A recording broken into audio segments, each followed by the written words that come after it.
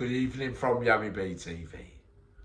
Wishing you all well, sending you loads of love and thanking you for all your support during good times and difficult times during 2022. A happy new year to you all, and I love you all, my beloved ones that have been there for me through all this time with all my heart. Now, someone said earlier, can't we change the names of some of the men that we've been talking about time and time again on YouTube? But when I tell you, look, and I mention names that nobody doesn't know, no one seems to care or give two hoots or want to have a listen and see exactly what I'm saying as to why I believe there were too many other men, like many of us agree, in that life as being a bad man or a tax man or whatever, were badder and were a higher level to even the ones I'm going to speak about now. Lee Duffy. We finally get there. You want it from me and my information from letters and whatnot, a brief little background on that. Durham for 6 weeks, me, way back in the day. And also, during another period, while I was in the Cattays, I was writing to ladies on the ladies' wing in Durham, because it was separated. There was a ladies' part to the prison as well.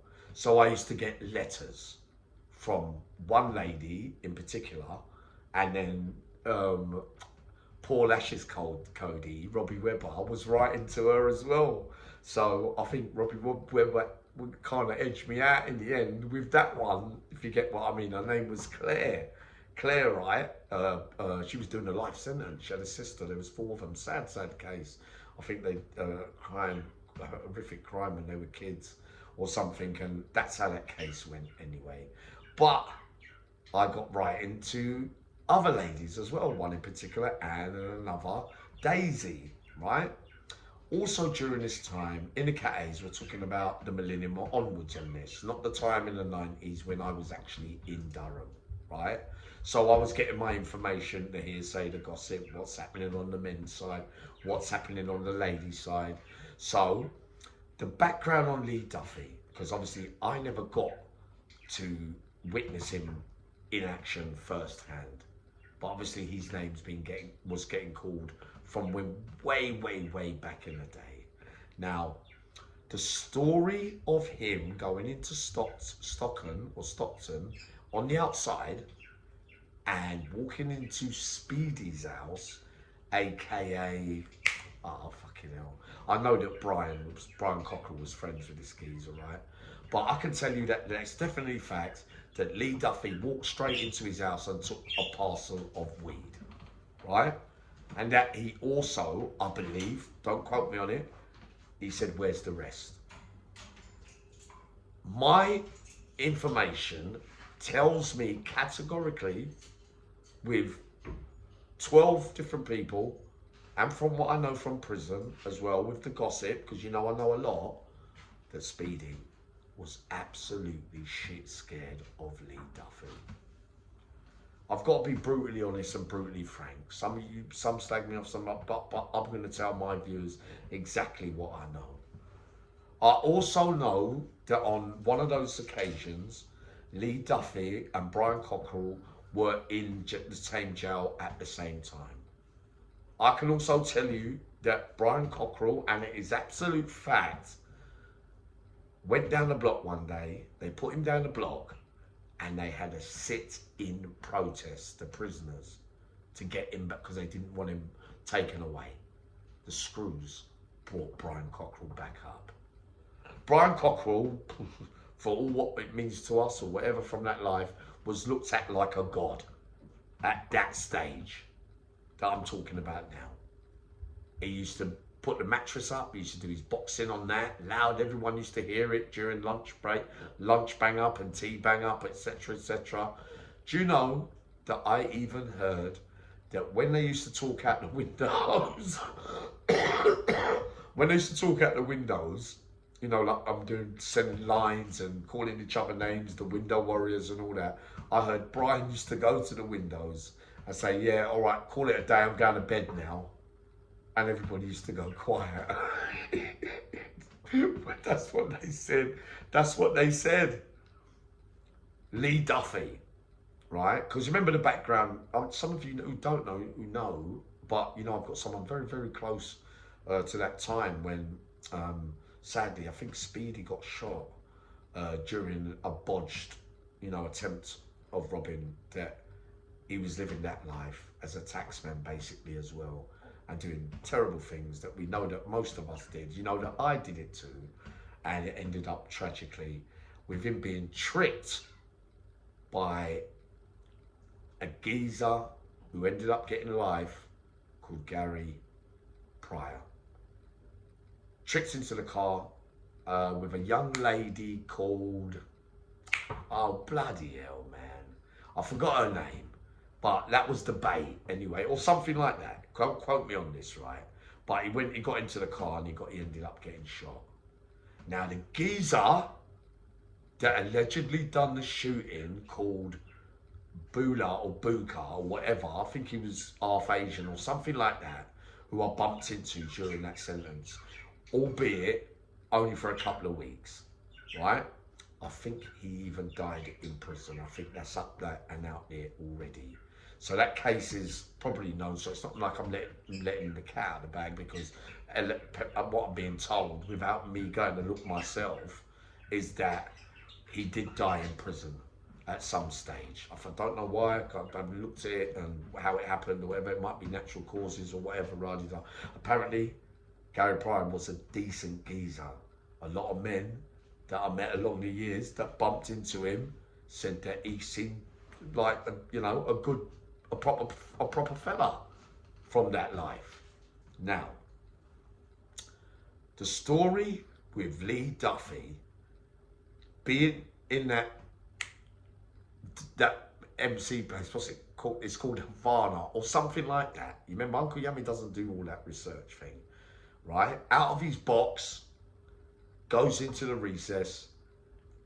One of my besties is in that recess, doing a little wee in the urine bit.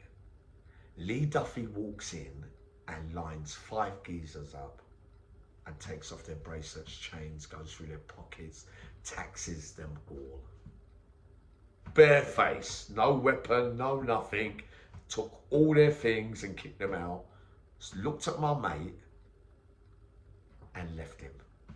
I think maybe he might have known him, I don't know. My mate probably wouldn't have been able to meet him in a row. He just seemed to not want to do anything to him. He witnessed that. So I tell you today that story is fact, right? I also have to tell you, on the other hand, because I'm going to do one soon, a video, because you're asking me, all the taxmen, all of us together, and I'm going to put the ones that I would have worked with, who I would have been, would build a bomb with, Brian Cockerell, Lee Duffy, all the ones along the years that lived that way, taking liberties, using your power and strength to take advantage of other men, even though, fair to say, most of those men were involved in crime themselves. You know what I mean? There weren't really no rules to this game, man. You know what I mean? The way that you made your money by terrifying a woman and taking her jewelry, or tying people up in a house, or drug dealing, or whatever way, you still lived a bad life as well. So I'm not saying that being a taxman and a robber is a good thing. It makes it right. But there are a lot of men that live that way, or tried to, and came seriously unstuck. So that story's fact. Now, the one I wanted to tell you about was the one in Bolton, where Lee Duffy was there for a little spell, right? He knocked out a couple of geezers. He was waking up, going in. The minute he wanted a bit of rear tear, he was doing... I used to do it, but maybe not as brutally and not as upfront, how I've described how I did my stuff. He knocked out a couple of geezers in the space of 2 days, and the next door neighbour, one of those next door neighbours, at that time was Tommy GILDAY, and he tried to rob someone next door to Tommy GILDAY. Tommy GILDAY either had dealings with this geezer or just liked him. What I'm hearing is that Tommy GILDAY wasn't feeling Lee Duffy on site. So I'm hearing categorically from one of the biggest names to ever come out of Liverpool, right? And also around that time as well. I've still got this cough, bloody hell, man, but it's getting better. When he went in, Tommy GILDAY must have had the information that he was going to go in and take what he wanted off this geezer. It's meant to be a name as well. When he got to the door, when he went to push open the door, Tommy GILDAY was standing there. And he put his arm on the door like that. I said, "Nah, mate, you ain't coming in here, lad." And Lee Duffy must have known Tommy GILDAY, who he was or whatever. He swallowed. There was no fight or nothing, but Tommy GILDAY said to him, "You ain't robbing this geezer." And he left it. Right, I ain't gonna say no more, but I'm telling you that Lee Duffy never done nothing to Tommy GILDAY. No. Uncle, I lived that life in prison all my life, and I'm getting when I come up and I tell you categorically that Tommy GILDAY faced him, looked him in the eye, and told him, "Nah, your name's not down. You're not coming in." And he swallowed it. I won't say what words were exchanged, right?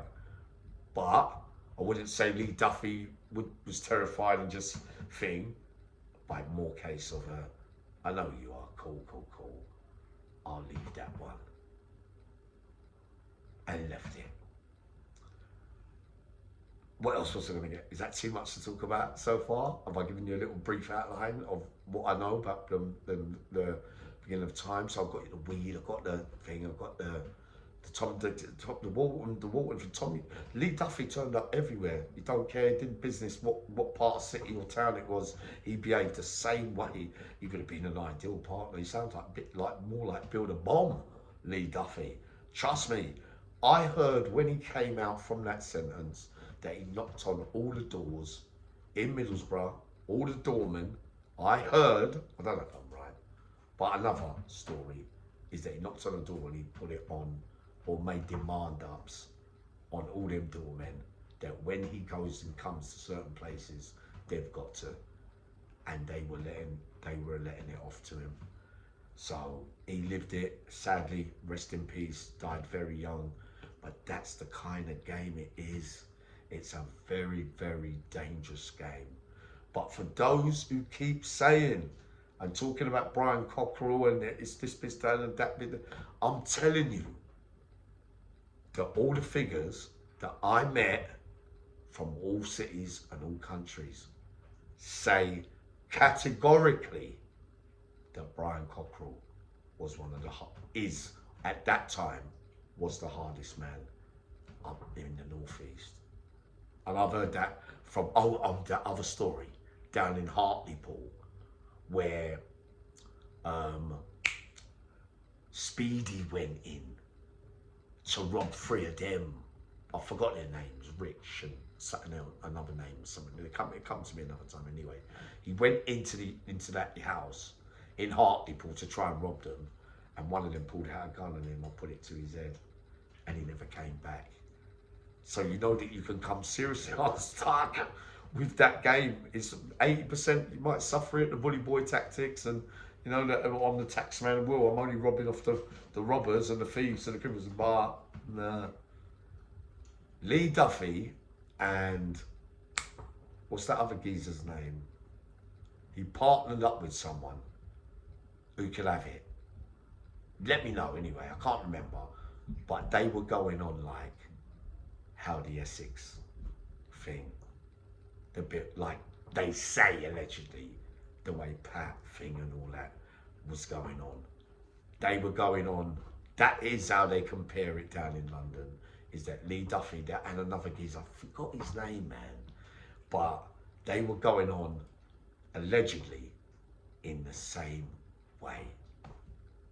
It's there for the taking, laughing, cracking jokes while you're doing it. You know what I mean? Bloody hell. And then I look back, right? I was going to go into the taxing bit. We'll save that. We'll save those videos. I'll go in for the taxing thing. But I've basically come up to just tell you that little bit there for now.